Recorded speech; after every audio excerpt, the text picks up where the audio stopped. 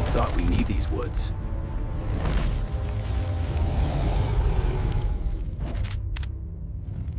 Before we get into the mountains, I need you to do something for me. Drop a comment telling me where you're watching from and if you've ever driven the Blue Ridge Parkway in October. And if this story makes you think twice about mountain road trips, hit that like button. Subscribe for more real military encounters with things that shouldn't exist. Now, let's talk about what really happens in the Appalachian Mountains every autumn. My name is Sergeant Guylan Crow, United States Marine Corps Infantry Division. I'm from Eastern Tennessee, grew up in the Smoky Mountains.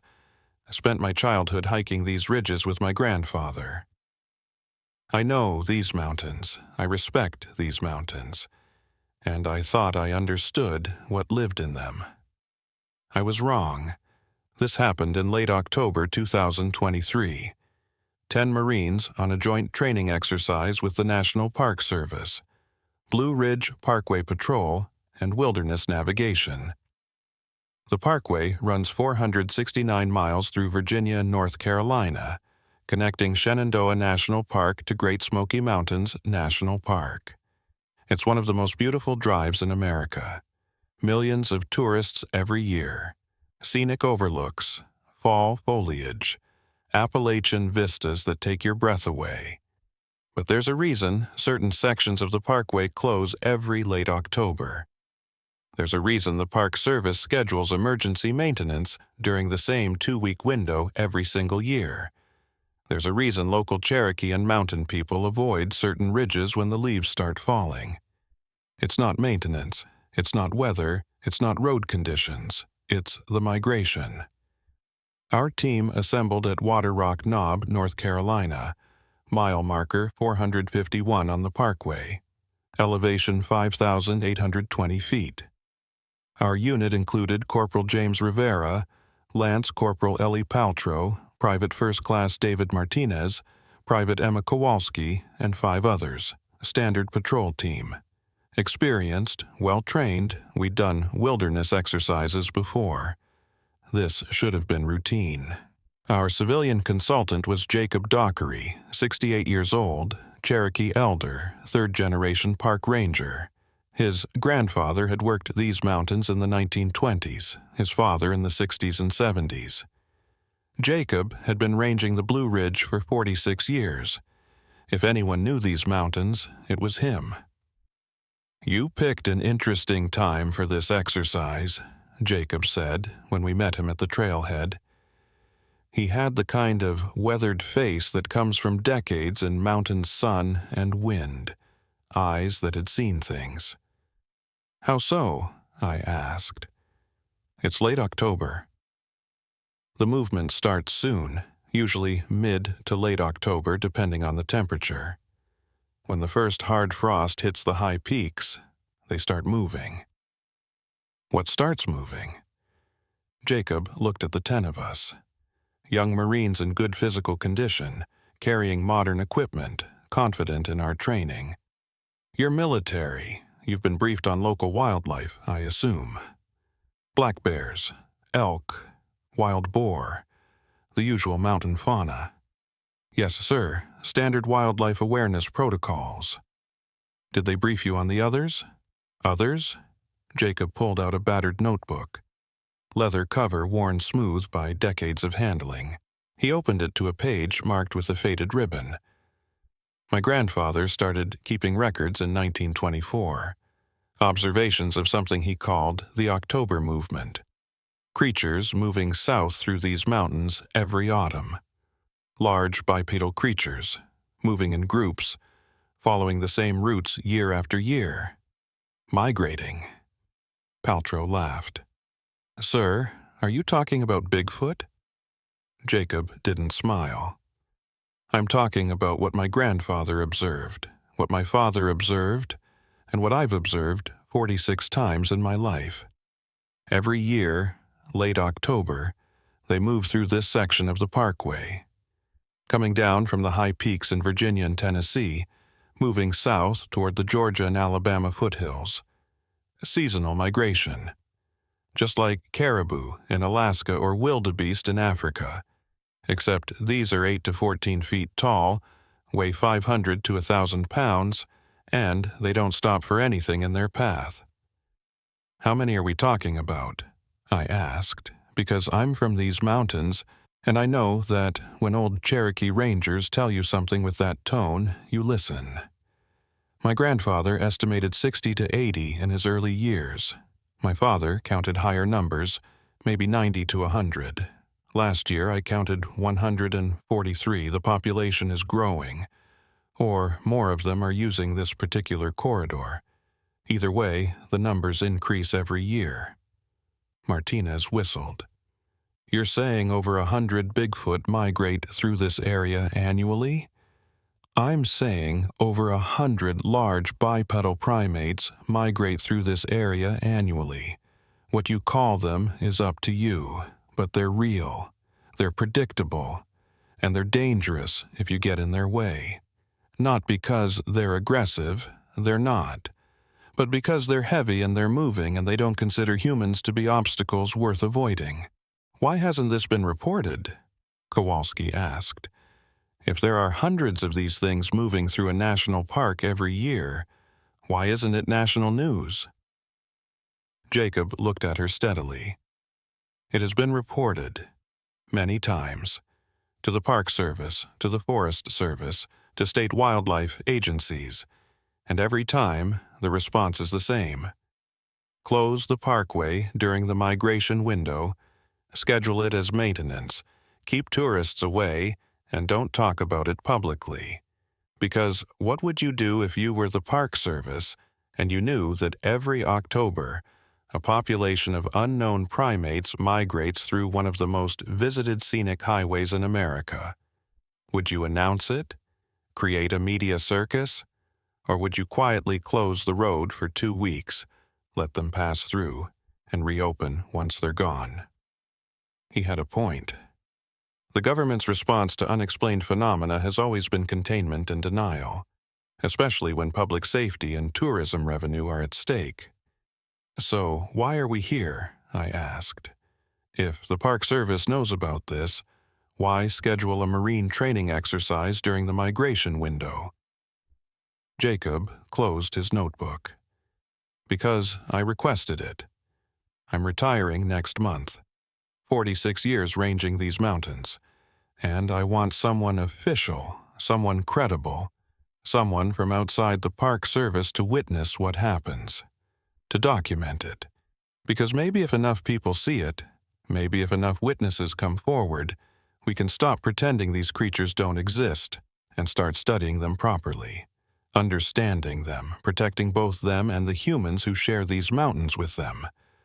Our team leader, Lieutenant Morrison, checked his watch. What's the timeline?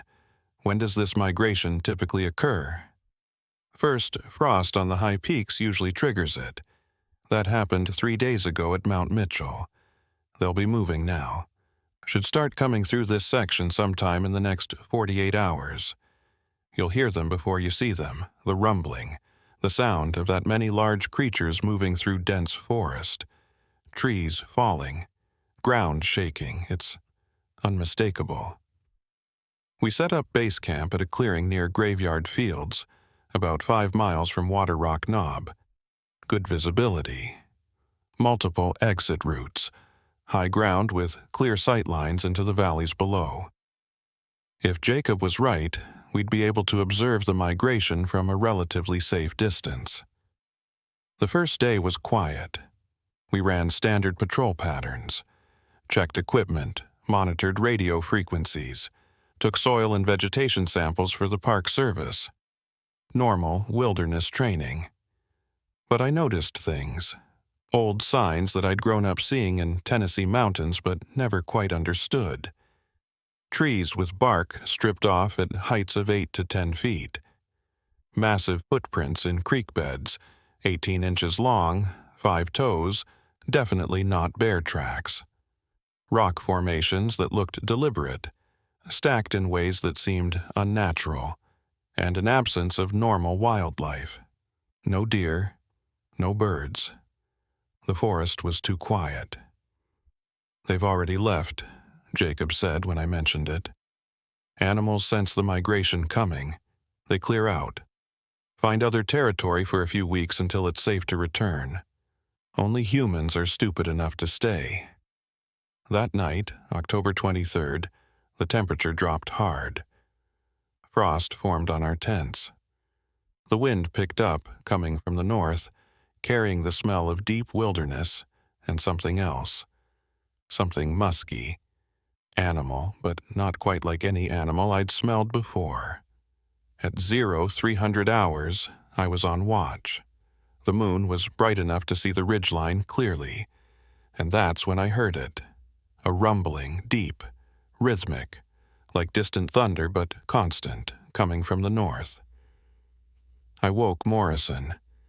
"Sir, something's happening." We all gathered, listening. The rumbling grew louder, and then we felt it through the ground. Vibrations, like a small earthquake but regular. Pulsing.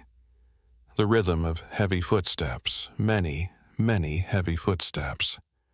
"They're coming," Jacob said quietly. "That's them. The migration has started." At 0347 hours, we saw the first tree fall. About half a mile north of our position, a massive oak, maybe 80 feet tall, just toppled over, crashed through the canopy. Then another, and another. A path of destruction moving through the forest toward us. "What the hell is strong enough to knock down trees like that?" Paltrow whispered. "They don't knock them down on purpose," Jacob explained.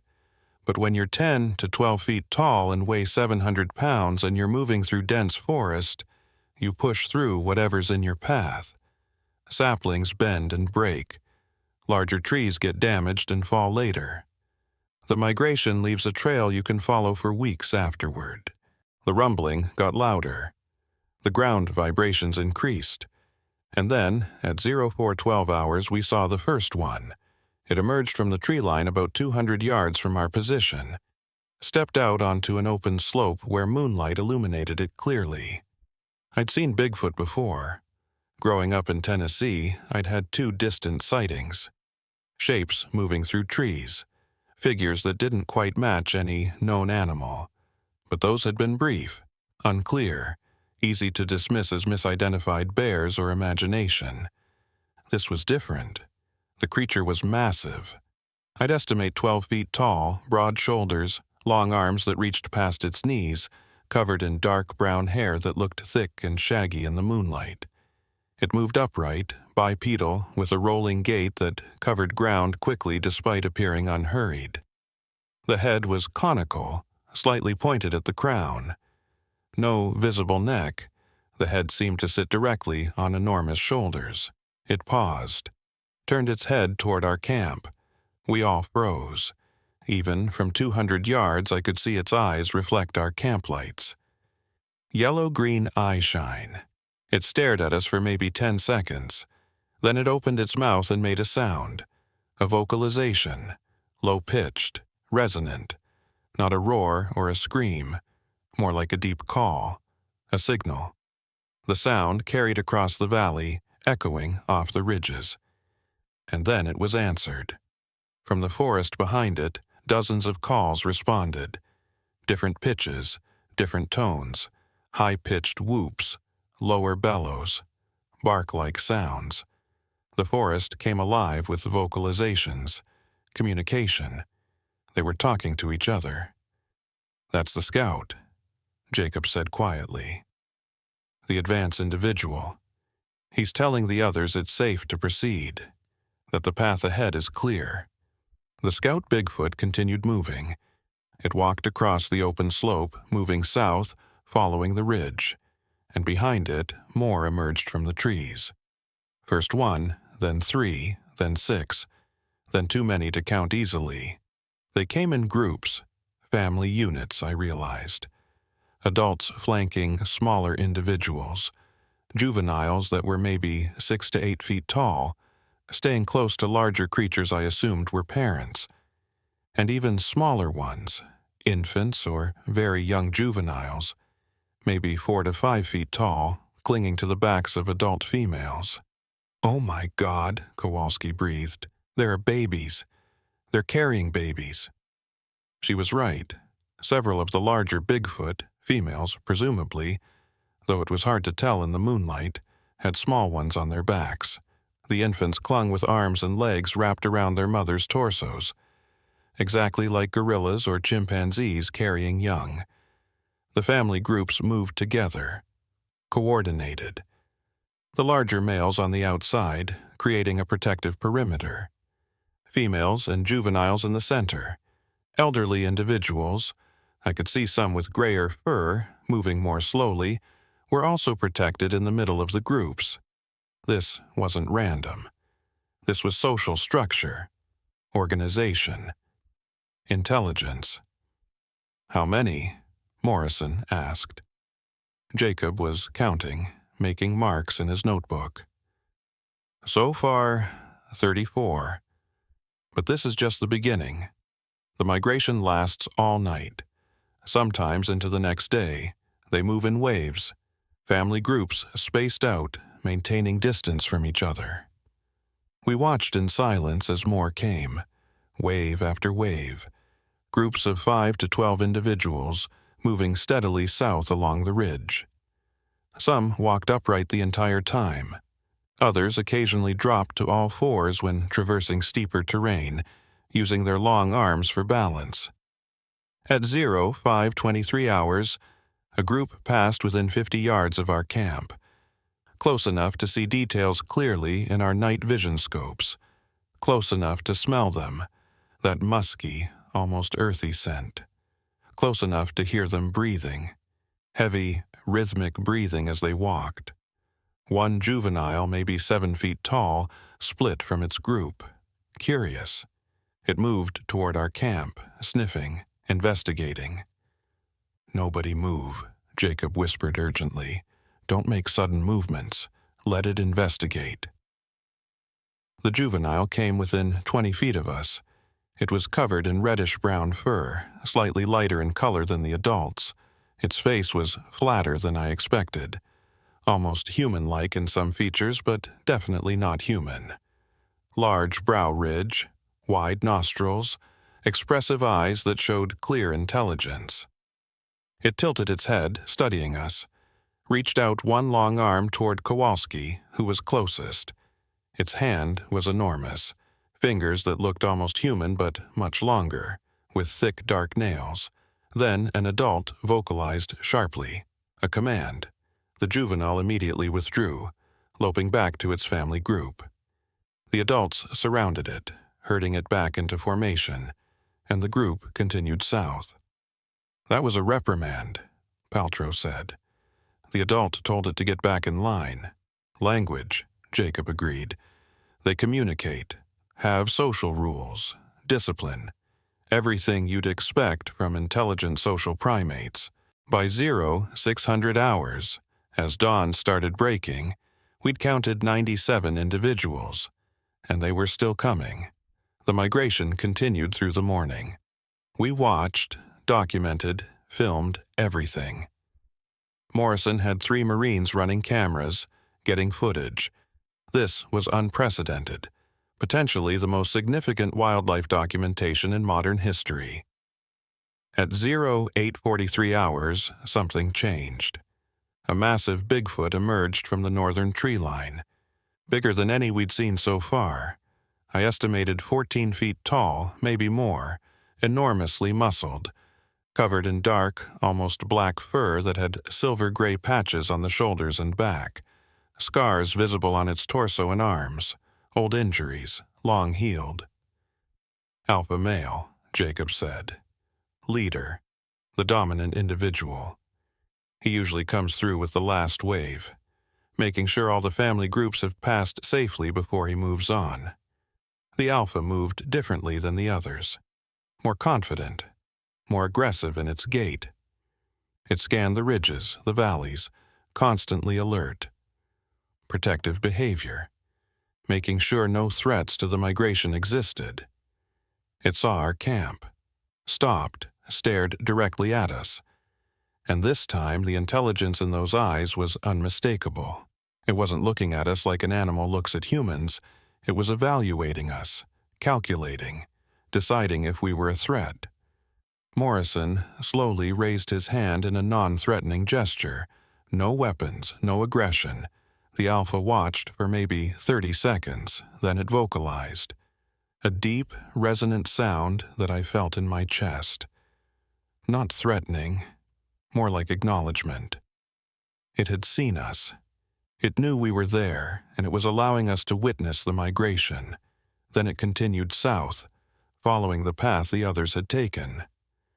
That was permission, Jacob said quietly.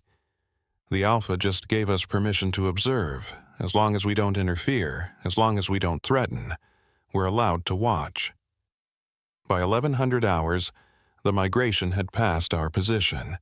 We'd counted 149 individuals, family groups ranging from 5 to 16 members, every age from infants to elderly, moving south toward warmer climate before winter fully set in. It was the most incredible thing I'd ever witnessed. Proof that an entire population of large primates exists in North America, living in remote mountain ranges, following seasonal migration patterns, maintaining social structures, raising young. Everything you'd expect from an intelligent species. And the government knows. The Park Service knows. They close the parkway every year during the migration window. They schedule fake maintenance. They keep tourists away. They've been covering this up for decades. But we had footage now. We had witnesses. 10 United States Marines who'd seen the same thing. Documentation that couldn't be easily dismissed. Or so we thought. What we didn't understand yet was that witnessing the migration was one thing, but interfering with it, that would prove fatal. And the next night, when a second wave came through and we made the mistake of being in their path, that's when we learned why the Park Service doesn't just close the road. That's when we learned why you never, ever try to stop or redirect a Bigfoot migration. Because they're not aggressive by nature. But if you're in their path, if you threaten their young, if you try to control creatures that have been following the same routes for thousands of years, then the mothers defend, the males attack, and the Alpha shows you exactly why he leads the group. That's when we learned that 149 Bigfoot moving through the mountains isn't a wildlife spectacle. It's an unstoppable force, and we were about to be caught directly in its path. After witnessing the first wave of the migration, we thought we understood. We thought we'd seen what Jacob had warned us about. 149 Bigfoot moving south through the mountains. An incredible wildlife phenomenon. Something to document and respect. But we didn't understand the full scope. Didn't understand that what we'd seen was only the first group. Didn't understand that the migration happens in waves over several days. Different family groups using slightly different routes, slightly different schedules, all moving toward the same destination. And we definitely didn't understand what would happen if we were in their path. The afternoon of October 24th, Morrison called a team meeting. We reviewed the footage from the morning's observation. Hours of video showing Bigfoot family groups moving through the mountains. Clear, documented evidence. This was going to change everything about how we understood North American wildlife.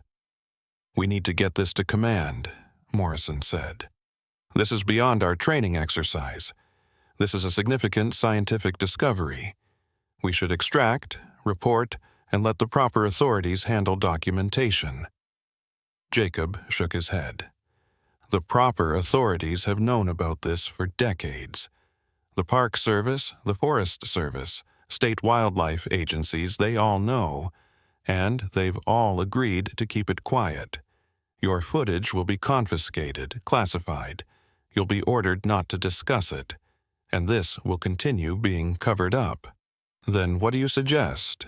Paltrow asked. "I suggest we stay. Document as much as possible over the next few days. Multiple waves. different family groups, build a body of evidence that's too substantial to suppress, get testimony from all 10 of you, create a record that can't be easily dismissed or hidden. Morrison considered. How many more waves are we expecting? Historically, the migration lasts 3 to 5 days. Multiple waves, different routes. Some use the high ridges. Some move through the valleys. By the end, we could see 200 to 300 individuals total, maybe more. The population grows every year. 300 Bigfoot, Martinez said quietly. There's an entire population living in these mountains. Several populations, Jacob corrected. This is just the eastern group migrating through North Carolina. There are western groups in Tennessee, northern groups in Virginia, probably others we haven't observed. The Appalachian Mountains are big enough to support multiple populations. They've been doing this for thousands of years, long before we built the parkway through their migration routes. We decided to stay, set up observation posts at different elevations to track the various routes the Bigfoot were using. Morrison split us into 3 teams, 4 Marines per team, plus Jacob rotating between positions to provide guidance. My team, Rivera, Paltrow, Martinez, and I, was assigned to a ridge about 2 miles south of base camp. Higher elevation, good visibility. Jacob said some family groups preferred the upper routes where there was less human presence. We hiked up in the afternoon, set up a small observation post, camouflage netting, thermal imaging equipment, night vision scopes, everything we'd need to document the next wave. The sun set at 1847 hours. Temperature dropped fast. By 2000 hours it was 34 degrees. Clear sky, no moon yet. Perfect conditions for thermal imaging. At 21:17 hours, Rivera picked up the first heat signatures. Got movement, North Ridge, multiple contacts, large, moving south. We all checked our equipment. Confirmed, 8 heat signatures, moving in formation. Same pattern we'd seen before. Larger individuals on the outside, smaller ones protected in the center. Second wave, I said into radio. 8 individuals, family group, moving along the upper ridge. Morrison's voice came back. Confirmed. We're seeing movement in the valley as well. Looks like at least 12 down here. They're using multiple routes. For the next 3 hours, we watched.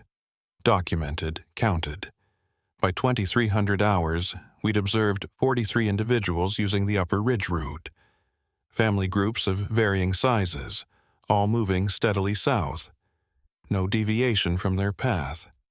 At 23:34 hours, Paltrow noticed something. Hey, their route takes them right through that clearing about half a click ahead of us. See it? Open ground, no trees. She was right. The Bigfoot were following a path that led to a natural clearing. Open meadow, maybe 200 yards across. They'd have to cross open ground to continue south. That clearing's right next to the parkway, Rivera noted. Mile marker 447 or so. If they cross there, they'll be visible from the road. That's why the Park Service closes this section, I realized. Not just for general migration, but because this specific area is a crossing point. If tourists were driving by at night and saw 40 Bigfoot crossing the road, media circus, Martinez finished. Every news outlet in the country. Exactly what the Park Service wants to avoid. We decided to move to the clearing, get closer footage of the crossing. If they were going to be in open ground anyway, we could document them more clearly than trying to film through trees. It was a mistake. The worst decision we made. We reached the clearing at 23:51 hours. Set up position on the eastern edge, near the tree line. The parkway was about 50 yards west of us. 2-lane mountain road. Empty. No traffic. The Park Service had the gates closed 10 miles in both directions. At 0012 hours, the first family group emerged from the northern tree line. 6 individuals. 2 large adults, male and female, I assumed. 3 juveniles ranging from maybe 6 to 9 feet tall, and 1 infant clinging to the female's back. The infant couldn't have been more than 2 or 3 years old. Small, vulnerable, making small chirping sounds as its mother walked. They moved into the clearing. The adults scanned the area constantly, protective, alert. The juveniles stayed close. We were downwind. They hadn't detected us yet. The family group was halfway across the clearing when the infant started crying, louder, distressed. The mother stopped, reached back, adjusting the infant, trying to comfort it. One of the juveniles wandered toward us. Curious, it had caught our scent. "Stay still," I whispered. "Let it investigate like before. Don't spook them." The juvenile approached. 7 feet tall, covered in light brown fur. It sniffed the air, tilted its head, then it saw us. For a moment it just stared, then it vocalized. A sharp bark, alert call. The adults reacted instantly. The male moved between the juvenile and us. Protective stance. The female grabbed the wandering juvenile, pulled it back toward the group. Her infant was still crying on her back. We slowly stood up, hands visible, showing we weren't threats. Same as we'd done before with the alpha, but this female was different. She had an infant. Maternal instinct overrode everything else.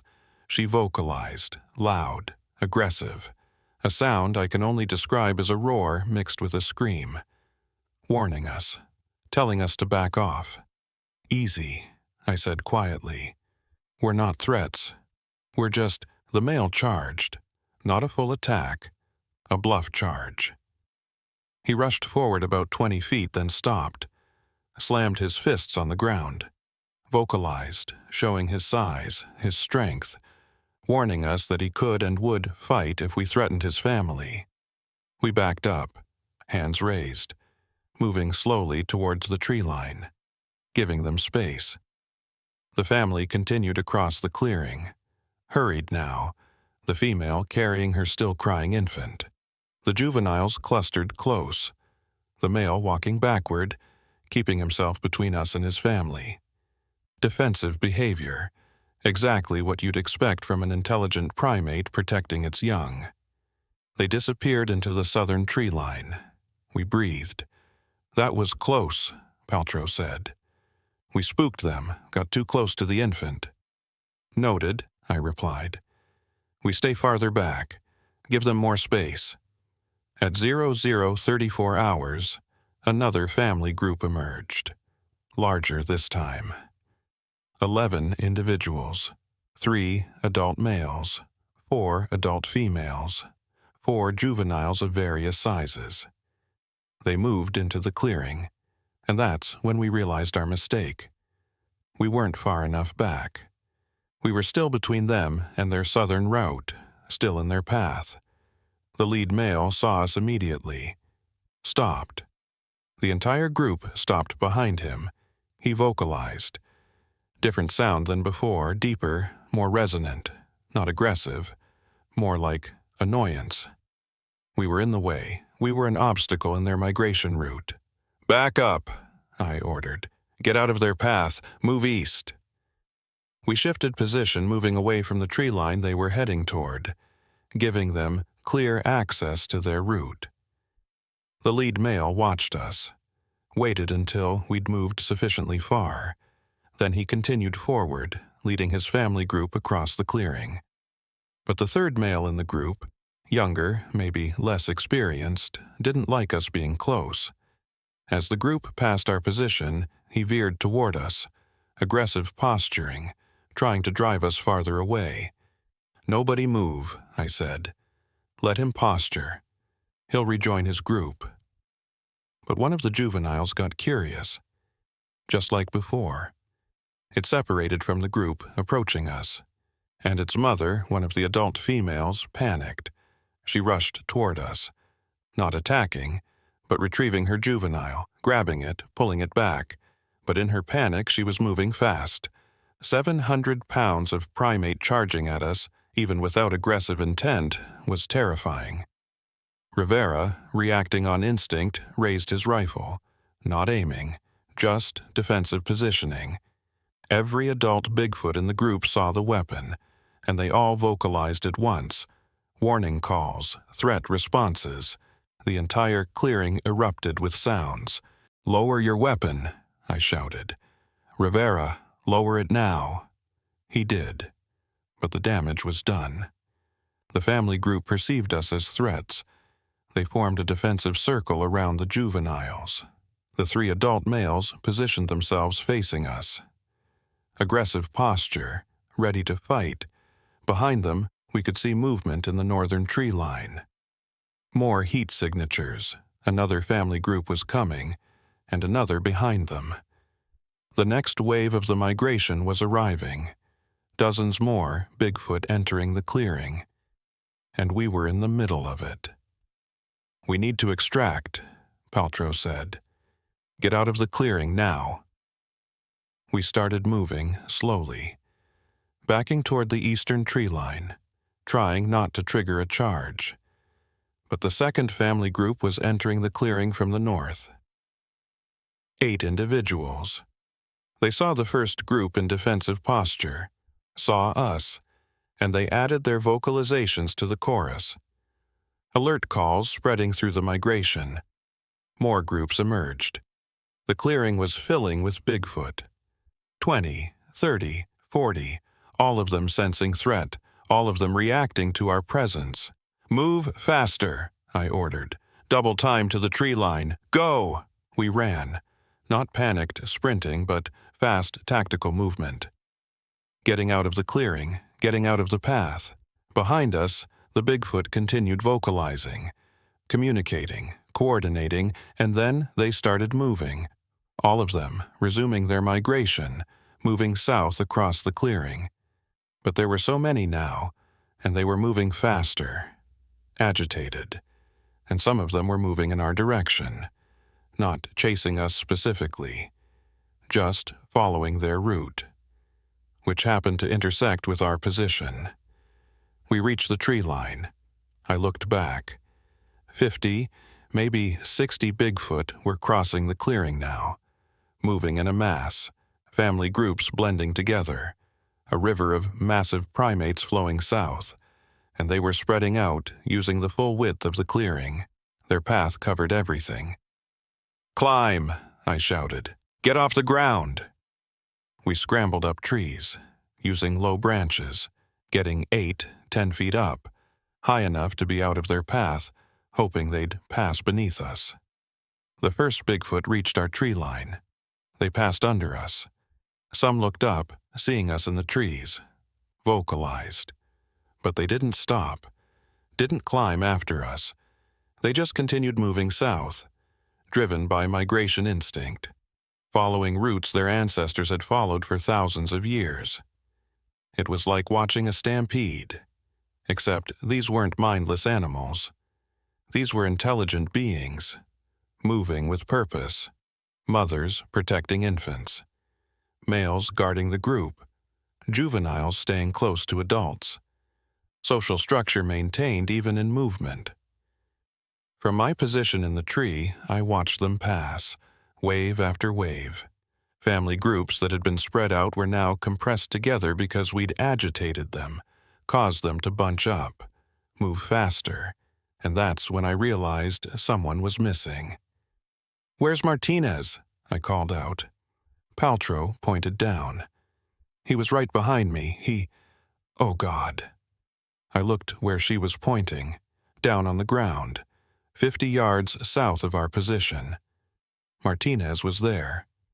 He'd fallen while climbing. Twisted ankle, maybe. He was on the ground, trying to stand, limping, and the Bigfoot stampede was heading straight for him. "Martinez, get up, climb something," I shouted.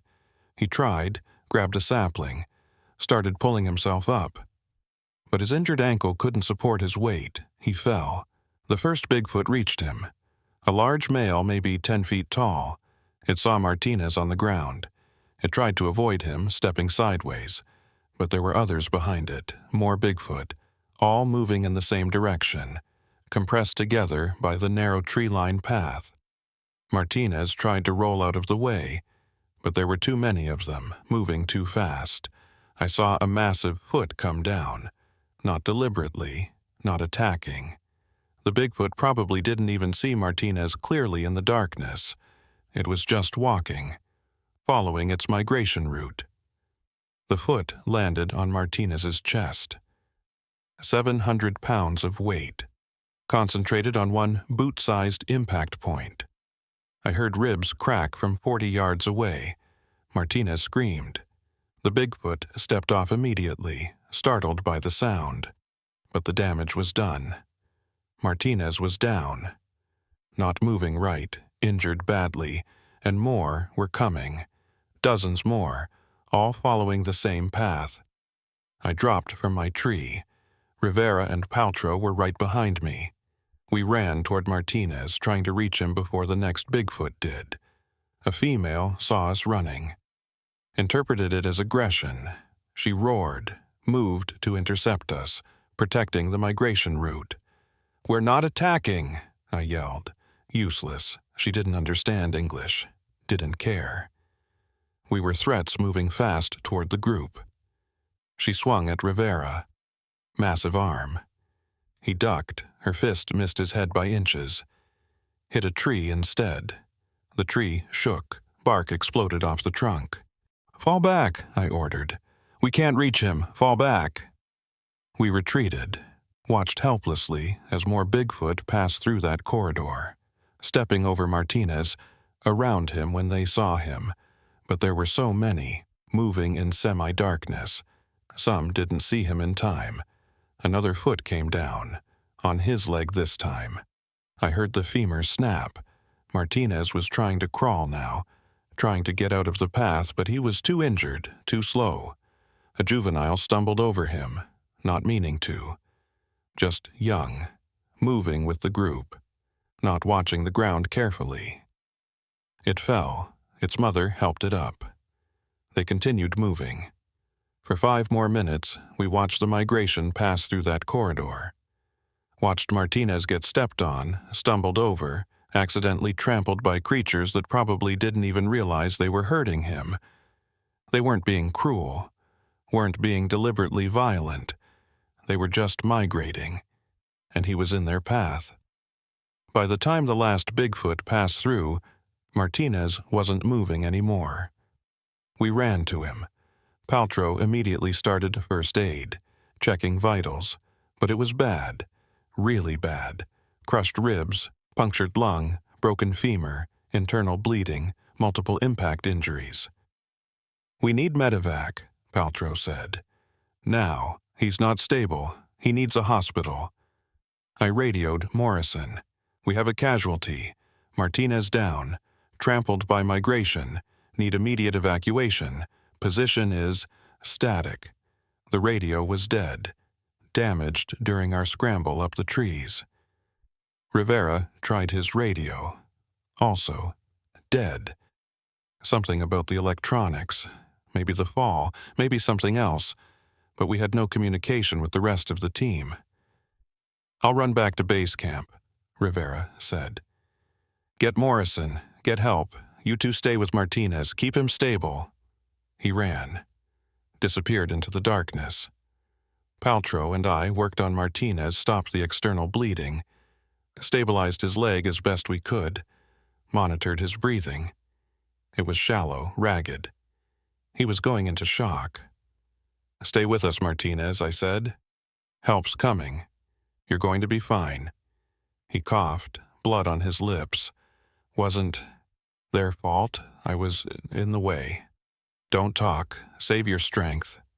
Beautiful, weren't they? The families, the babies. Beautiful. He was right. Even after what had just happened, I couldn't hate them. They weren't evil, weren't monsters. They were just creatures following their instincts, their migration routes, their survival patterns. and we'd been stupid enough to get in their path. Martinez died at 01:47 hours, before Rivera could return with help. Before we could get him to a hospital, he bled out internally from the trampling injuries, killed by creatures that probably never even knew he was there. When Morrison arrived with the medics, there was nothing they could do. We'd lost one of our team. Not to an attack, not to aggression, to an accident. A tragic collision between human activity and wildlife migration. But the migration wasn't over. This had been just the second wave. Jacob estimated at least 3 more waves over the next several days, hundreds more Bigfoot moving through these mountains. And now we knew what happened when you were in their path, when you didn't get out of the way fast enough, when the sheer mass and momentum of the migration caught you. Morrison wanted to abort, extract the team, report Martinez's death.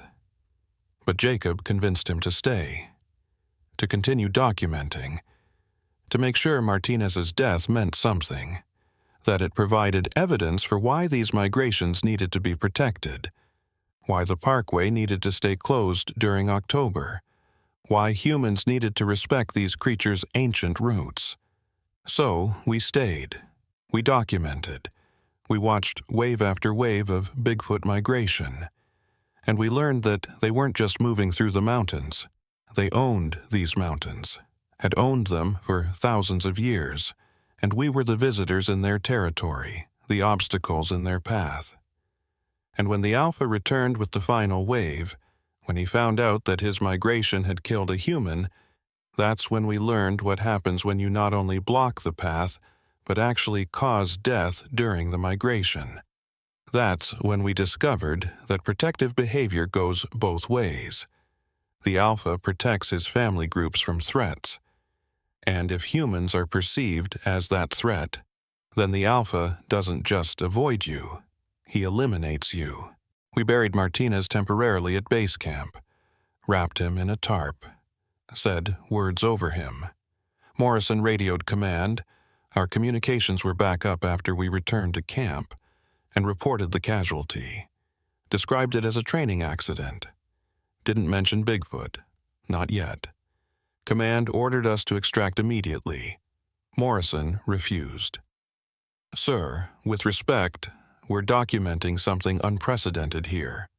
Wildlife migration on a scale never before recorded in North America. One casualty, while tragic, doesn't negate the scientific importance of what we're observing. Request permission to complete the mission.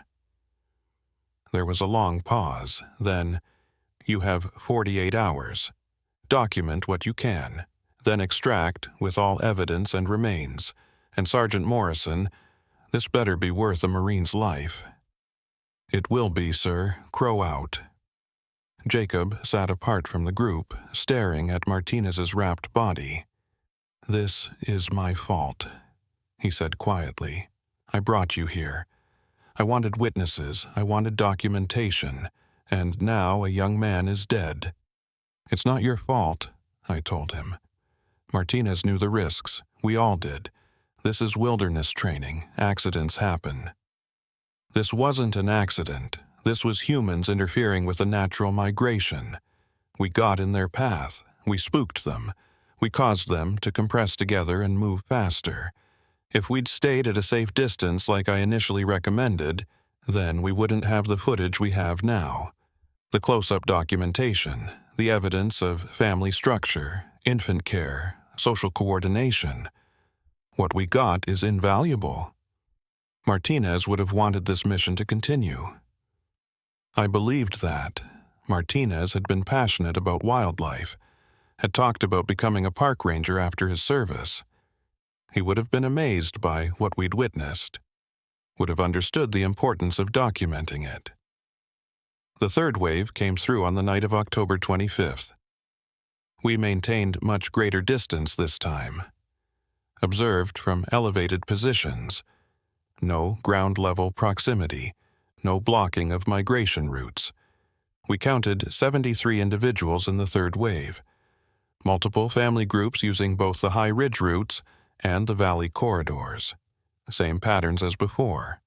Adults protecting juveniles, infants riding on mothers' backs, males creating defensive perimeters.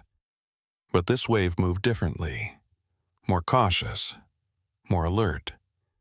They knew something had happened, could smell the blood from Martinez's injuries maybe, could sense the disruption we'd caused.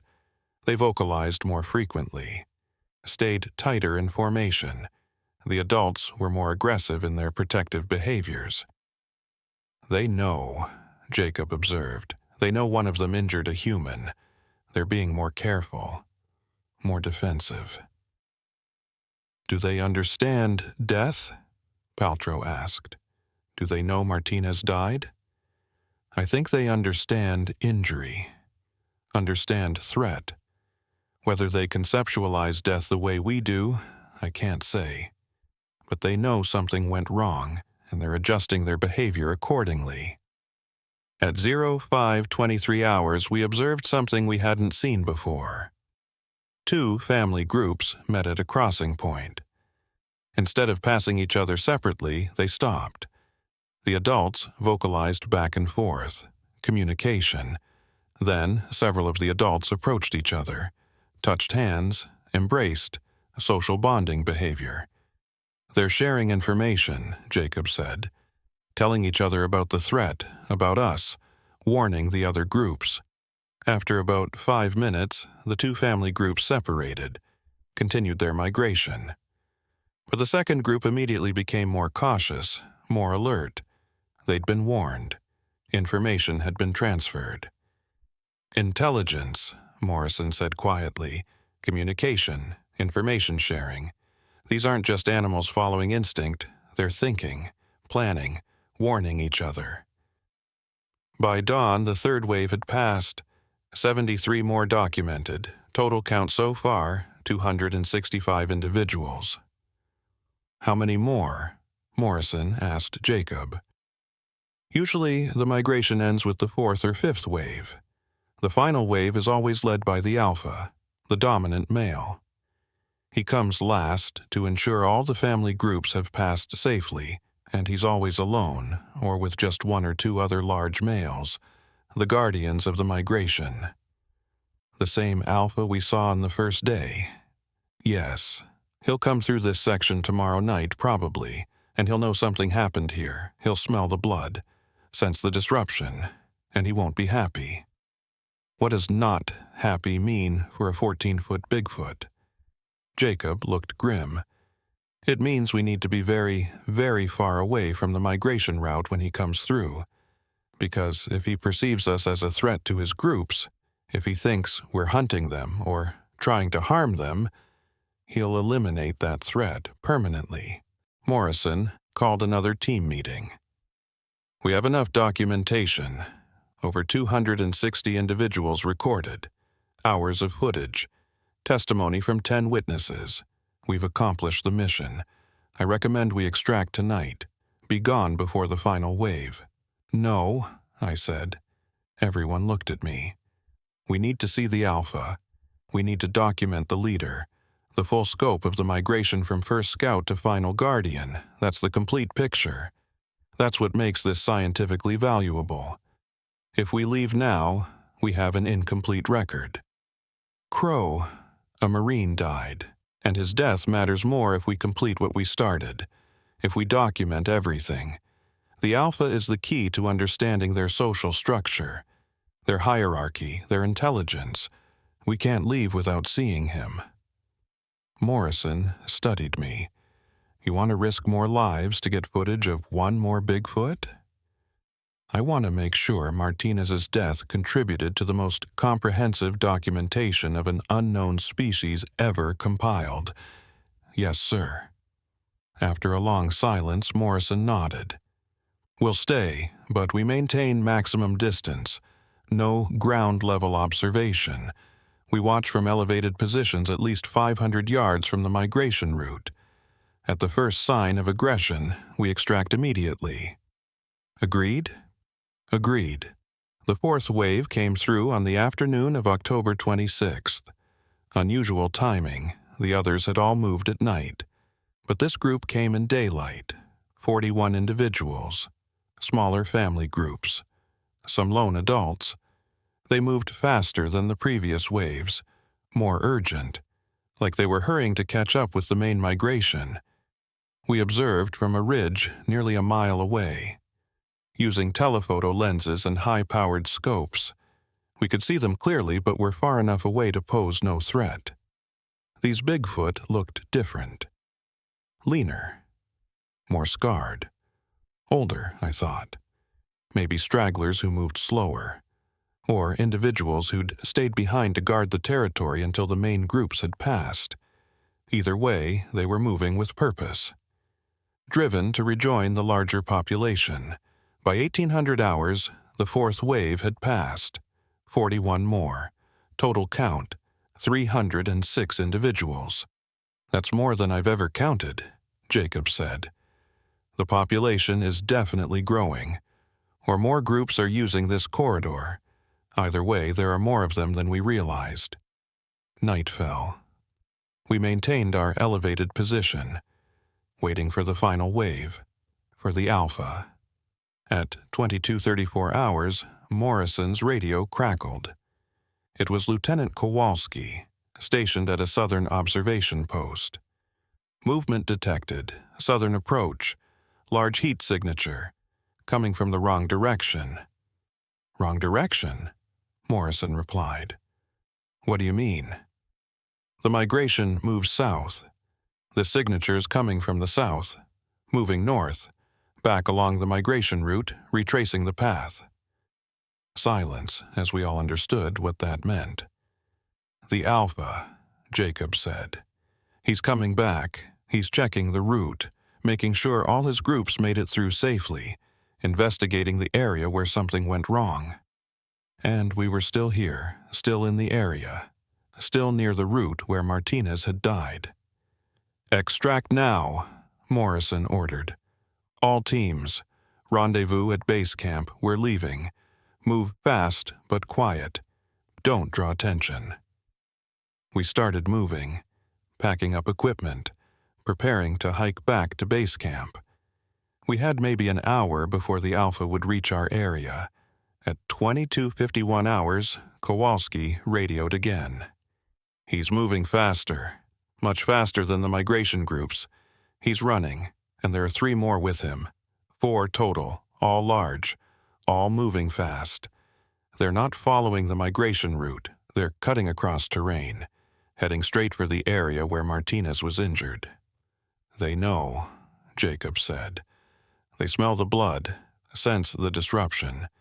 They're investigating, coming to assess the threat. How far out? Morrison asked. At current speed, 20 minutes, maybe less. Double time to base camp. Move now. We ran. Tactical retreat through the forest, trying to put distance between us and the approaching Alpha. Behind us, we could hear something. Tree branches snapping, heavy footfalls, getting closer. At 23:09 hours, Rivera, who was running rear guard, shouted, "Contact! Visual on large, Bigfoot! Pursuing us, 200 yards and closing!" I looked back, saw a massive shape moving through the trees, upright, fast, faster than any animal that size should be able to move, the Alpha, and he was chasing us. "Weapons free," Morrison ordered. "Defensive fire only. Aim low. Try to scare him off." Rivera fired 3 rounds, aimed at the ground near the Alpha. Warning shots. The bullets hit dirt, kicking up debris. The Alpha didn't stop, didn't even slow down. He roared. A sound that shook the forest. Rage. Pure, primal rage. "He's not stopping," Rivera shouted. The Alpha covered the distance in seconds. Impossibly fast. He hit Rivera like a freight train, grabbed him, lifted him 8 feet off the ground. Rivera screamed, fired his rifle point blank into the Alpha's chest. The bullets hit. We saw the impacts, but the Alpha barely reacted, just roared again, slammed Rivera into a tree. I heard Rivera's spine break. The Alpha dropped him. Rivera fell. Didn't move. "Scatter!" Morrison screamed. "Split up! Don't let him focus on one group." We split into pairs. Paltrow and I went east. Morrison and Kowalski went west. The remaining 4 Marines scattered in different directions. Behind us, the Alpha stood over Rivera's body. 3 other large Bigfoot emerged from the trees. Males, nearly as large as the Alpha. They surrounded Rivera. One of them picked up his rifle, studied it, then crushed it in one hand, bent the metal like it was plastic. They weren't animals. They understood weapons, understood threat, and they were eliminating it. Paltrow and I ran for maybe 10 minutes, put a mile between us and the Alpha's position. We thought we'd escaped, thought we'd lost them in the darkness. Then we heard the vocalizations, all around us. The Alpha and his 3 guardians were communicating, coordinating. They'd split up. They were hunting us systematically. "Tree," I whispered to Paltrow. "Get up high. They might not climb after us." We climbed, got 20 feet up a large oak, hoped the Bigfoot would pass beneath us like they had during the stampede. A shape emerged from the darkness below. One of the guardian males, 11 feet tall, massive shoulders. It stopped beneath our tree, looked up, saw us. It reached up, grabbed a branch 10 feet off the ground, started climbing. These Bigfoot could climb. And they were coming after us. Paltrow and I climbed higher. 30 feet, 40 feet. The branches were getting thinner, less able to support weight. The Bigfoot climbed after us, but it was heavy. 700 pounds of muscle and bone. At 25 feet, a branch cracked under its weight. It fell, crashed to the ground, roared in frustration. But it didn't give up. It circled the tree, looked for another climbing route. Then it did something that terrified me more than anything else I'd witnessed. It started pushing the tree, shoving it, using its weight and strength to rock the trunk. "It's trying to knock the tree down," Paltrow said. "It's going to drop us out of the tree." The tree swayed, creaked. The Bigfoot pushed harder, rhythmically, building momentum. "Jump!" I yelled. "Jump to the next tree!" There was an oak about 15 feet away, close enough that the branches almost touched.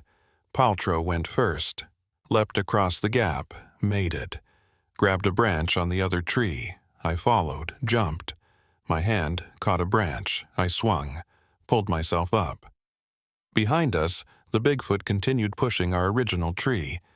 A minute later, it fell, crashed to the forest floor. The Bigfoot roared in satisfaction. Then it saw where we'd gone, started moving toward the new tree. "We can't keep doing this," Paltrow said. "We run out of trees eventually, or we fall. This isn't working." She was right. We needed a different strategy. "Morrison," I radioed. "Crow here. We're pinned down, being actively hunted by one of the guardian males. What's your status?" Static, then Morrison's strained voice. "Alpha found us. Kowalski's down. I'm not in good shape. Separated from the main group. Don't know where the others are." "Can you make it to base camp?" "Negative. I'm injured. Can't run. You need to extract without me. Get the documentation out. That's the priority now." "Sir." "That's an order, Sergeant. The Alpha knows we're a threat. He's eliminating threats to protect the migration. You can't fight him. You can't negotiate. You can only survive. So, survive. Get out. Tell the story. Make sure this meant something." The radio went dead. Paltrow and I heard a scream in the distance, Morrison's voice. Then silence. Our guardian male was still below us, circling, waiting, patient. It knew we'd have to come down eventually, and when we did, it would be there. From the darkness, we heard more vocalizations. The Alpha communicating with his guardians, coordinating their hunt. They'd found Morrison, found Kowalski, found Rivera. They were systematically tracking down every human who'd been involved in the migration disruption. "How many of us are left?" Paltrow whispered. "I don't know. Maybe 6, maybe less. They're hunting us like we're prey, like we're threats that need to be eliminated. What do we do?" I thought about Martinez, about Rivera, about Morrison and Kowalski, about the mission, about why we'd stayed. "We survive," I said. "We document what we've seen. We get out. And we make sure the world knows that these creatures exist, that they're intelligent, that they're organized, and that they'll defend their migration routes with lethal force if necessary." Paltrow nodded. "How do we get past that thing?" The Guardian mail was still below us, waiting. It had all night. It knew we'd have to descend eventually. "We wait until dawn," I decided. "When the sun rises, we might have better visibility, better chance of finding an escape route. And maybe, they'll stop hunting once it's daylight, once we're clearly not an immediate threat to the migration." So we waited, sat in that tree for 6 hours, freezing, exhausted, listening to vocalizations in the distance as the Alpha and his guardians hunted the remaining Marines. At 05:47 hours, as the first light of dawn started filtering through the forest canopy, the Guardian mail below us finally moved away, disappeared into the trees, following a vocalization from the Alpha, being called back. We waited another 30 minutes to be sure. Then we descended, carefully, ready to run if the Bigfoot returned. The forest was silent. The hunting had stopped. We started hiking toward base camp, moving carefully, watching for any sign of the Alpha or his guardians. At 07:34 hours, we found Morrison, or what was left of him. His body was arranged at the base of a tree, not torn apart, not mutilated, just placed. Like the Alpha wanted us to find him, wanted us to understand the message. Stay away from the migration. Don't interfere. Don't threaten. Or this happens. We found Kowalski nearby. Same arrangement. Body placed deliberately. A warning. At 08:12 hours, we reached base camp. Found 3 other Marines there. Survivors. Out of our team of 10, only 5 had made it through the Alpha's hunt. Rivera was dead. Martinez was dead. Morrison was dead. Kowalski was dead. 1 other Marine, Private Williams, was also gone. We found his body later. Same deliberate placement, same message. 5 survivors out of 10. 50% casualties. The worst loss rate I'd ever experienced. But we had the documentation. Hours of footage. Testimony from 5 witnesses instead of 10, but still credible.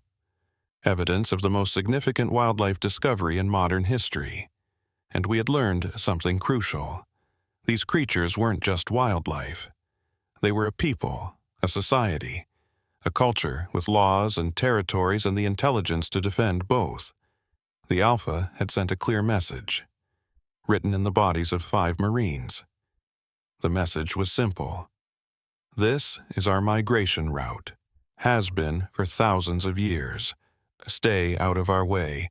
Don't threaten our families. Don't interfere, or we will eliminate you. And there was nothing we could do to stop them.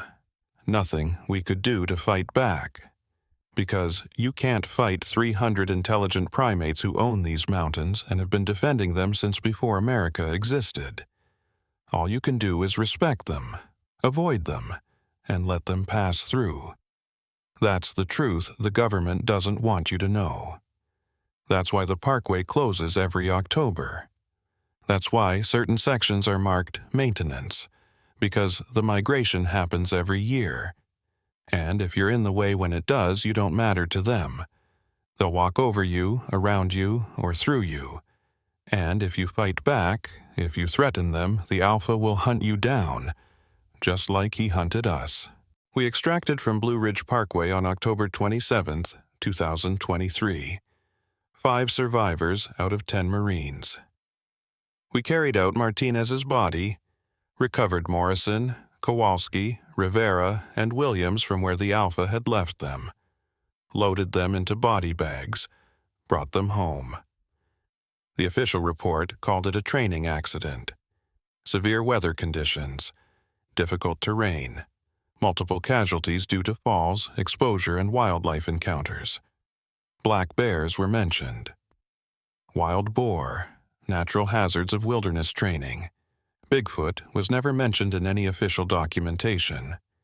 Our footage was confiscated within 6 hours of our return to base. Every memory card, every camera, every phone, all documentation seized by military intelligence under national security protocols. We were ordered not to discuss what we'd witnessed. Ordered not to speak to media. Ordered to sign non-disclosure agreements with serious legal and criminal consequences for violation. "This is bullshit," Paltrow said during the debriefing. 5 Marines died. We have evidence of an intelligent species living in North America. And we're covering it up? The intelligence officer looked at her coldly. "Lance Corporal, you have 2 choices. Sign the NDA and continue your military career, or refuse to sign and face court-martial for compromising national security. Your choice." We all signed. What else could we do? Refuse and spend years in military prison? Lose our careers? Our benefits? Our futures? So we signed, and we watched our evidence disappear into classified archives. Watched the truth get buried under layers of bureaucratic denial. But Jacob Dockery didn't have to sign anything. He was a civilian consultant, retired park ranger, no military authority over him, and he'd kept his own documentation, his own notebook. 46 years of observations, records his grandfather and father had kept before him. A century of evidence that the migration happens every year.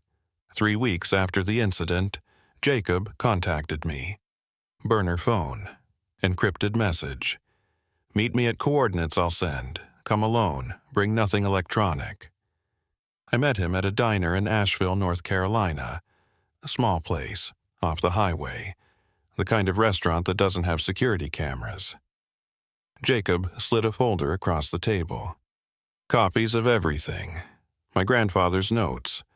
My father's observations, my own documentation from 46 migrations, testimony from other rangers who've witnessed it, evidence that the Park Service has known about this for nearly a century. "Why are you giving this to me?" "Because you saw it, you understand, and because 5 young men died, and their deaths need to mean something more than just classified statistics in a government file. I'm 80 years old. Retiring. I don't care if they threaten me. Don't care if they try to prosecute me. I'm dying anyway. Lung cancer. 6 months, maybe a year. So I'm going to spend whatever time I have left making sure people know the truth. Jacob, the migration happens every year, Sergeant Crow. Every year. 300 to 400 individuals moving through the Blue Ridge Parkway in late October. The Park Service closes sections of the road during the same 2-week window annually. Claims maintenance, road repairs, emergency closures. But it's always late October, always the same sections, always the same routes the Bigfoot use. He pulled out a map, marked sections of the parkway. These areas, mile markers 355 through 384 in Virginia, mile markers 431 through 469 in North Carolina. Closed every year from October 15th through October 31st. Check the Park Service records. Verify it yourself. The pattern has been consistent for decades. I looked at the map, saw the marked sections, realized he was right. The closures were predictable, scheduled, annual events disguised as maintenance. They've been covering this up since the 1920s. Jacob continued. When the parkway was being planned and constructed in the 1930s, rangers reported encounters with large bipedal creatures. The Park Service documented it, studied it, realized these creatures were migrating through areas where the proposed parkway would be built. And they made a decision. Build the road anyway, but schedule closures during the migration. Keep the public away. Prevent incidents. Why not just announce it? Let scientists study them properly. Because of what happened to you. What happens every time humans try to interfere with the migration. Deaths. Casualties. Liability. Imagine if tourists were driving the parkway during the migration. Imagine if a family with kids encountered 300 Bigfoot crossing the road. Imagine the panic, the accidents, the casualties. And imagine the legal liability for the Park Service, the lawsuits, the media coverage, the political fallout. So they hide it, pretend it doesn't exist. They protect both the creatures and the humans by keeping them separated. It's not perfect, but it's functional. The migration happens every year without incident because the roads are closed and humans stay away. Both species coexist without conflict. Until someone like us tries to document it, tries to interfere. Then the alpha responds. Then people die. I studied the documentation Jacob had given me. Decades of observations, patterns, evidence. What do you want me to do with this? Keep it. When I die, when I can't be prosecuted or threatened anymore, release it. Tell the story. Let people know that these creatures exist, that they're intelligent, that they deserve protection and respect, and that the Blue Ridge Parkway closes every October for a very specific reason. Jacob died 4 months later. February 2024. Lung cancer, like he'd predicted. His obituary mentioned 46 years of service with the Park Service. Dedication to wilderness conservation. Love of the Appalachian Mountains. It didn't mention what he'd witnessed, what he'd documented, what he'd tried to expose. I kept his documentation, kept it safe, waited for the right time to release it. The other survivors of our mission went different directions. Paltrow left the Marines after her contract ended. Last I heard, she's working wildlife conservation in Montana. Doesn't talk about what happened. The other 3 survivors I've lost contact with. They signed the NDAs. They're honoring them. Staying quiet. But I can't stay quiet anymore. Not after what I've seen. Not after what I know. Because the migration is still happening. Every year. Right now. Today. While you're watching this. While tourists are visiting the Blue Ridge Parkway. While hikers are enjoying the Appalachian Mountains. 300 to 400 Bigfoot. Moving south through Virginia and North Carolina. Following routes their ancestors have followed for thousands of years. Mothers carrying infants. Juveniles learning the migration paths, males protecting the family groups, elders being cared for by the younger adults, a complete society, a culture, a people, living in our mountains, sharing our forests, coexisting with us as long as we respect their territory and their ancient patterns. I've been back to the Blue Ridge Parkway 3 times since the incident. Different times of year, different sections. And I've seen signs everywhere. Footprints, tree breaks, rock formations, hair samples caught on bark, evidence of their presence throughout the mountains. And every October, like clockwork, the Park Service closes those specific sections, posts road closed maintenance signs, turns away tourists, keeps people out. I called the Park Service information line last year, asked about the October closures. Annual maintenance, the operator told me. Scheduled road repairs.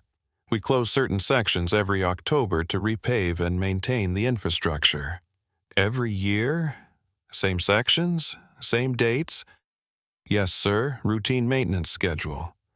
What specifically gets repaired? Long pause. I'd have to check with the maintenance department. Is there something specific you're concerned about? No, just curious why the same sections need maintenance every single year. Mountain roads require regular upkeep, sir. Weather, traffic, natural erosion, it's normal. But it's not normal. It's not maintenance. It's the migration. And the Park Service knows it. Has known it for 100 years. And they've made the calculated decision to hide it. To protect both the Bigfoot and the humans by keeping them separated during the critical migration window. Is it the right decision? I don't know. Part of me thinks the truth should be public. That we deserve to know what lives in our mountains. That scientists should be studying these creatures. Learning from them, understanding them. But another part of me remembers Martinez getting trampled. Remembers Rivera being broken against a tree. Remembers Morrison and Kowalski and Williams being hunted and killed by the Alpha. Remembers that 5 Marines died because we interfered with something we didn't fully understand. Maybe the Park Service is right. Maybe keeping humans and Bigfoot separated is the best approach. Maybe some truths are too dangerous to be public knowledge. Or maybe I'm just rationalizing my own silence. My own compliance with the cover-up. Last October, I drove the Blue Ridge Parkway, went to the closed sections, parked at the barriers, hiked into the forest near mile marker 447, the area where Martinez died, where the migration crosses from high ridges down to the valleys. It was October 24th, same date as our incident, same time of year. At dusk, I heard them. The rumbling, the vocalizations, the sound of trees bending and breaking as massive creatures moved through the forest. I stayed hidden, stayed quiet, watched from a distance, and I saw them. 30, maybe 40 Bigfoot crossing through that same corridor.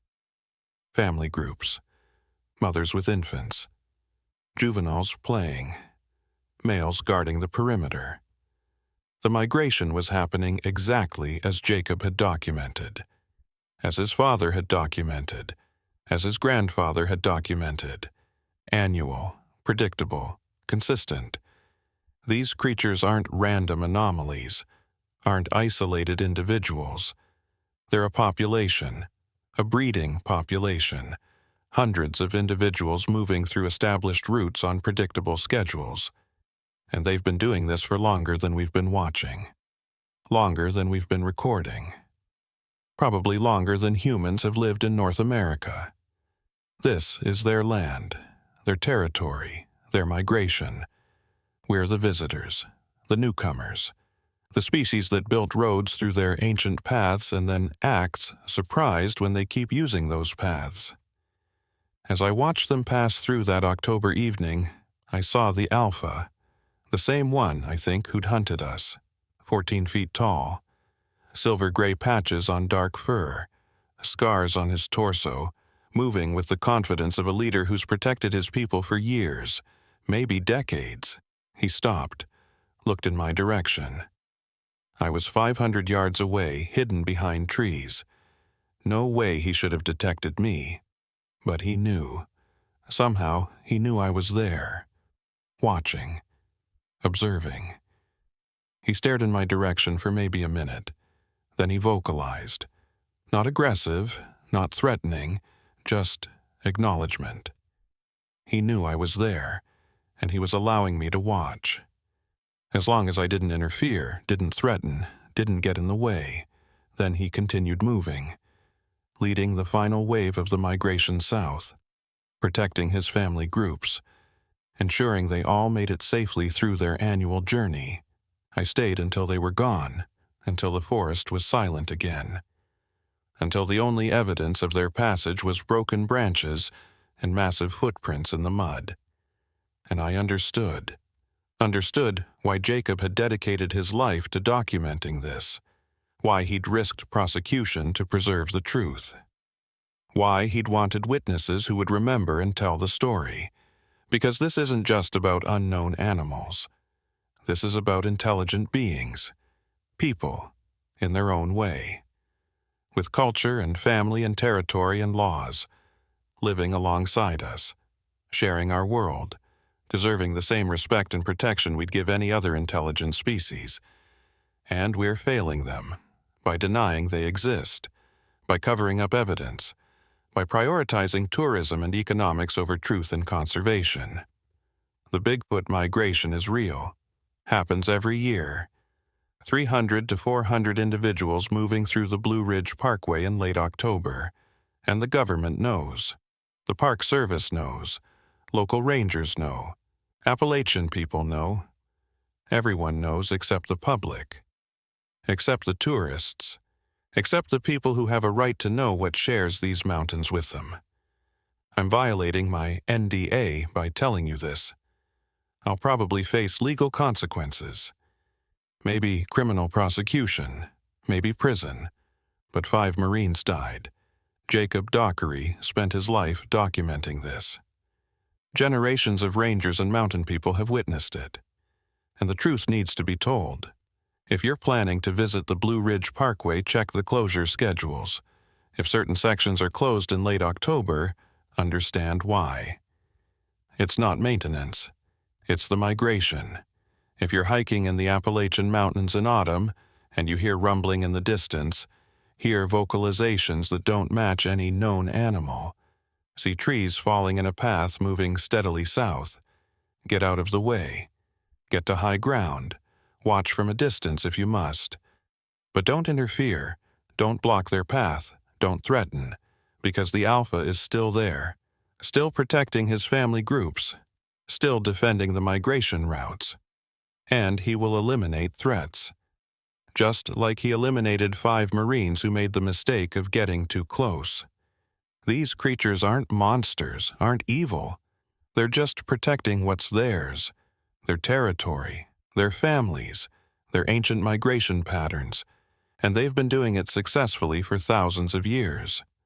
Long before we arrived, long before we built roads and cities and tried to map every unknown corner of the wilderness. They were here first. This is their land, their migration. We're just visitors, and we need to act like it.